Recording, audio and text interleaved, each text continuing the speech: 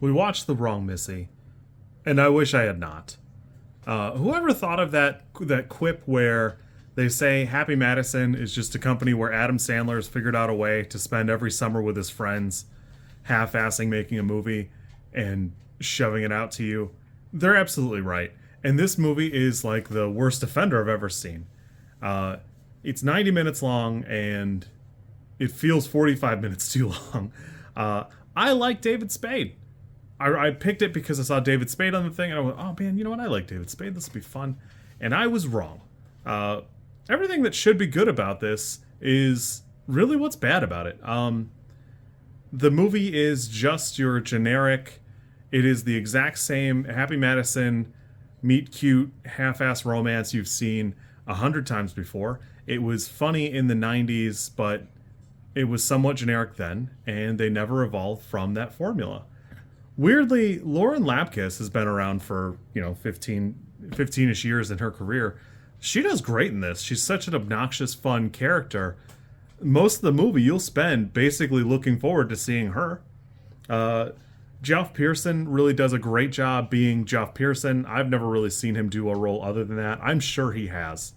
I'm positive he's done other things, but I know him as the chief in Dexter, and that's what I know him as. So he's doing that, and it's passably funny. David Spade feels like he's been typecast as the straight man in the comedy bit, and just never does anything else. Where all of his best things are not that Emperor's New Groove or Joe Dirt, that type of thing. I wanted to like this for 90 minutes. I thought this would be fun. I guess I should have looked. Tyler Spindel's never done anything that wasn't a 5 or a 6, and this for me was a 3.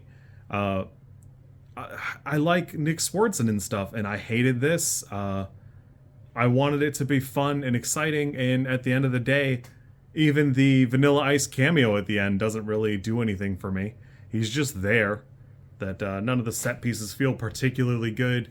Even like the little like cockamamie childlike party the president is throwing at the end of at the climax of the movie feels kind of weak. Weirdly, Sarah Chalk feels like an extra character. She and Jackie Sandler probably could have been blended into one character because it just feels extra. It feels like they added a character here, and I like seeing Sarah Chalk. I was a big Scrubs fan, and I was almost like mad we wasted her timing and comedic chops here because who cares? Rob Schneider's in the movie, and I don't have anything nice to say about Rob Schneider. He had a couple of funny ones that I'm probably misattributing to him from the 90s. And I'm actually stunned to see him doing anything. And, it's fine. He just is Rob Schneider. He's not doing anything special here. Visually, there is a bit where David Spade is texting, or he's like reading text on his phone, and it is presented very well behind him as like a background thing. And I think that's done very well. Basically, everything else feels like just slop. You could put 4 other Happy Madison movies in a blender and then pour it out into one 90-minute mold, and this would probably be about it. The big standout here is Lauren Lapkus, who does great work, and the rest of it just is present. I can't say anything is particularly interesting about it, or that I would go back to it. I looked up the writers. That's Chris Pappas and Kevin Barnett, who have chained themselves into an alleyway in the Happy Madison laboratory, and that is what they produce. I have a couple movies that I've seen of theirs, but I can't say there are any strong standouts for me. At the end of the day, I'm happy for them. I'm glad that they figured out a way to print themselves $1 million every year by pushing out a movie. I just wish there were other ones that were good. I do appreciate that Adam Sandler came out with Uncut Gems a little bit before COVID to go, hey, I can act. I can absolutely do it. But you guys have paid me too much money not to, so why would I bother? And I guess that's our fault because we tolerated him in all this other stuff. We watched too many iterations of Big Daddy, or what's the Kevin James one where he gets married to a guy, and we just tolerated these movies for so long that now that's what they make. And I guess it's kind of on us. It is what it is. if you like this, it's probably a great movie for dumb people. If you like it, great. If not, I understand. I personally didn't care for it. I thought this was like a 2 or 3 for me.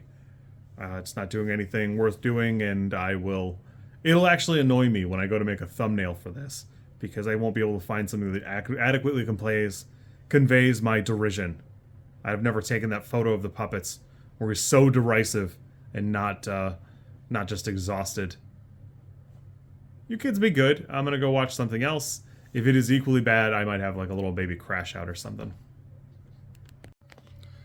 If you like this content, I'm supposed to ask you to like, comment, and subscribe. I think like is here, and comment is probably down there, and subscribe over there somewhere too. I think. I don't know how many times this like snippet is gonna make it into a video. Everybody says you should do it this way, and I always thought it was just like an annoying thing other YouTubers did. And as you know, I am bad at editing, so if you like it, great, I'm happy for you. If you don't like it, I'm sorry.